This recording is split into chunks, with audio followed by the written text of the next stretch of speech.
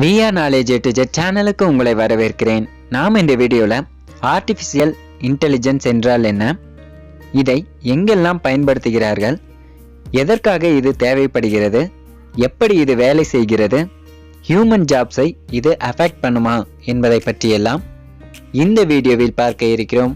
வாங்க வீடியோக்குள்ளார போகலாம்.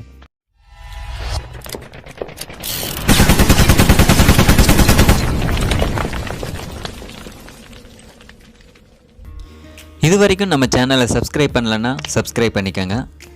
அது கூடவே ஒரு பெல் சிம்பிள் வரும், அதை மறக்காமல் கிளிக் பண்ணிக்கோங்க.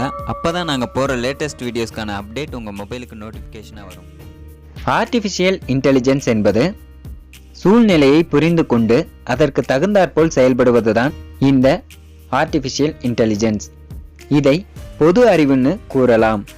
ஒரு மனிதன் சிந்தித்து செயல்படுவது போல இந்த ஆர்டிஃபிஷியல் இன்டெலிஜென்ஸும் சிந்தித்து செயல்படும். அதாவது செயற்கையான முறையில் இயந்திரங்களை பயன்படுத்தி செயல்பட வைக்கிற முயற்சியை தான் ஆர்டிஃபிஷியல் இன்டெலிஜென்ஸ் என்கிறோம். இதுல 2 டைப்ஸ் ஆஃப் இன்டெலிஜென்ஸ் இருக்கு. ஒன்று ஆர்டிஃபிஷியல் ஜெனரல் இன்டெலிஜென்ஸ், மற்றொன்று நேரோ ஆர்டிஃபிஷியல் இன்டெலிஜென்ஸ்.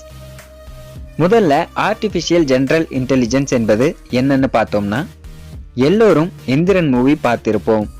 இதுல ரோபோட்டுக்கு ப்ரோக்ராமிங் கோட் செட் பண்ணி ரோபோட்டை மனிதன் போலவே உருவாக்கி மனிதன் செய்யும் அனைத்து செயல்களையும் செய்ய வைத்திருப்பார் ரஜினி.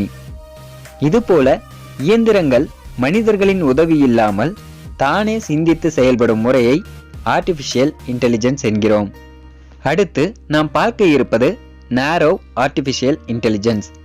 இது என்னன்னா, ஒருவர் நம்மிடம் என்ன சொல்ல நினைக்கிறார் என்பதை இயந்திரம் புரிந்து கொண்டு அதை அவர்களுக்கு செயல்படுத்தி கொடுப்பதுதான் இந்த நேரோ ஆர்டிஃபிஷியல் இன்டெலிஜென்ஸ்.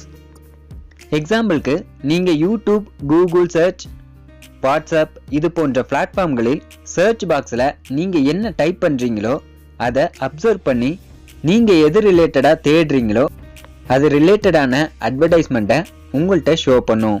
இதற்கு நேச்சுரல் லாங்குவேஜ் ப்ராசஸ்ங்கிற ப்ரோக்ராமிங் கூட பயன்படுத்தி இருப்பாங்க. அதே போல நீங்க சர்ச் பண்றதுக்கு இது போன்ற ஒரு ஆப்ஷன் கொடுத்திருப்பாங்க. இதன் மூலமா நீங்க உங்களுக்கு தேவையான தகவல்களை பேசியும் பெற முடியும். இதற்கு ஸ்பீச் ரெகனைசேஷன் ப்ரோக்ராமிங் கோட் பயன்படுத்தி இருப்பாங்க. நீங்க ஆன்லைன்ல ஒரு இடத்துல நீங்க சர்ச் பண்ணுவது ரிலேட்டடாக மற்ற இடங்கள்லையும் ஷோ ஆகும். எக்ஸாம்பிளுக்கு, கூகுள் சர்ச்சில் நீங்க ஏதோ ஒரு ப்ராடக்டை சர்ச் பண்ணிட்டு ப்ரௌசரை க்ளோஸ் பண்ணிட்டு மறுபடியும் அமேசான், ஃப்ளிப்கார்ட் இது போன்ற பிளாட்ஃபார்ம்களில் போய் பார்த்தீங்கன்னா நீங்க கூகுளில் முன்னாடி என்ன சர்ச் பண்ணீங்களோ அது ரிலேட்டடான அட்வர்டைஸ்மெண்ட் உங்களுக்கு ஷோ ஆகும் அல்லது ப்ராடக்ட் ஷோ ஆகும். அதே போல யூடியூப்ல உங்களுக்கு ஒருவர் கமெண்ட் பண்றாங்கன்னா அதற்கு ரிலேட்டடான சில வார்த்தைகள் சஜஷன் பண்ணும். இதுல பாத்தீங்கன்னா தெரியும், ஒருவர் தேங்க்ஸ்ன்னு அனுப்பியதற்கு பதிலுக்கு நாம என்ன ரிப்ளை பண்ணலாம்ங்கிறத கீழே அதுவே ஷோ பண்ணி காட்டுவதை தான் நேரோ ஆர்டிஃபிஷியல் இன்டெலிஜென்ஸ் என்கிறோம். அதாவது சிறப்பாக செயல்படக்கூடிய ஒன்றை ஆர்டிஃபிஷியல் இன்டெலிஜென்ஸ் என்கிறோம்.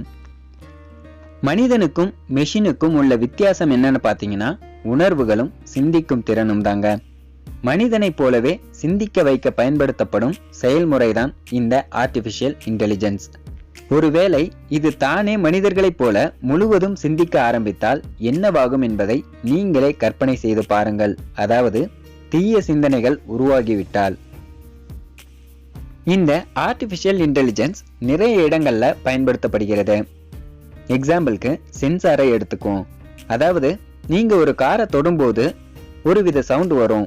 அதாவது வேறு யாரோ காரை தொடுகிறார்கள் என ஒரு எச்சரிக்கை கொடுக்கும்.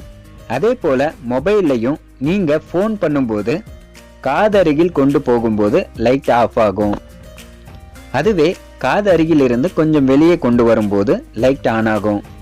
இதையும் நாம ஆர்டிஃபிஷியல் இன்டெலிஜென்ஸ் என்கிறோம். இந்த ஆர்டிஃபிஷியல் இன்டெலிஜென்ஸை புரிஞ்சிக்கணும்னா மெஷின் லேர்னிங் மற்றும் நியூரல் நெட்வொர்க்குங்கிறத முதல்ல தெரிஞ்சுக்கணும்.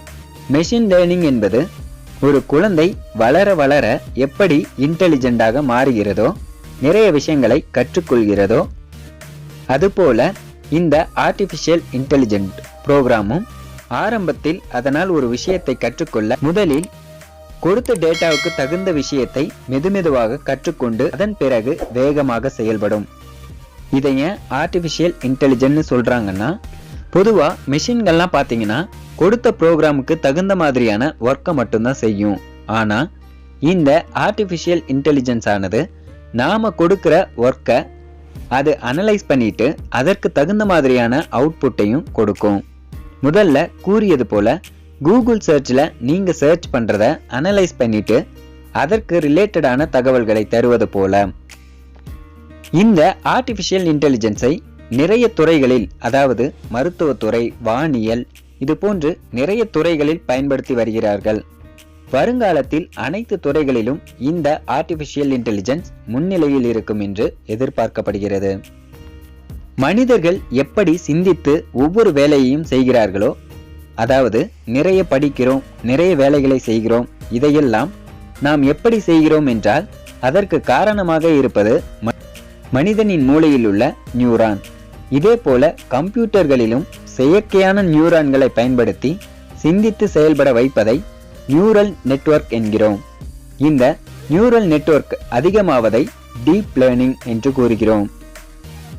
இந்த ஆர்டிஃபிஷியல் இன்டெலிஜென்ஸ் 2021 இந்த வருடத்தில் 75% கம்பெனிஸ் இந்த ஆர்டிஃபிஷியல் இன்டெலிஜென்ஸை பயன்படுத்த போவதாக புள்ளி விவரங்கள் குறிப்பிடுகிறது. இவ்வாறு கம்பெனிஸ்கள் அனைத்தும் இந்த ஆர்டிஃபிஷியலை பயன்படுத்தினால் அங்கு வேலை செய்யும் மனிதர்களாகிய நாம் வெளியேற்றப்படுவோம். இந்த ஆர்டிஃபிஷியல் இன்டெலிஜென்ஸுக்கு தேவைப்படுவது எலக்ட்ரிசிட்டி மட்டுமே. இதன் மூலம் இது வேலை செய்கிறது. இதனால் மனிதனுக்கு என்ன ப்ராப்ளம் வரும் என்றால், மனிதனுக்கு பதிலாக இயந்திரங்கள் வேலை செய்யும் போது வருங்காலத்தில் அனைத்து வேலைகளையும் இயந்திரங்கள் செய்யும். மனிதர்களுக்கு வேலை இல்லாமல் போகும் சூழ்நிலை உருவாகும். அப்படித்தான் தற்போது வரை அனைத்து ஐடி கம்பெனிகளிலும் நிறைய பேர் வேலை இழந்து வருகிறார்கள். சோ இந்த ஆர்டிஃபிஷியல் இன்டெலிஜென்ஸினால் வருங்காலம் எப்படி இருக்கும் என்பது புரியாத புதிராகவே உள்ளது. இந்த வீடியோ உங்களுக்கு பிடித்திருந்தால் லைக் பண்ணுங்க, ஷேர் பண்ணுங்க, கமெண்ட் பண்ணுங்க, மறக்காம சப்ஸ்கிரைப் பண்ணுங்க.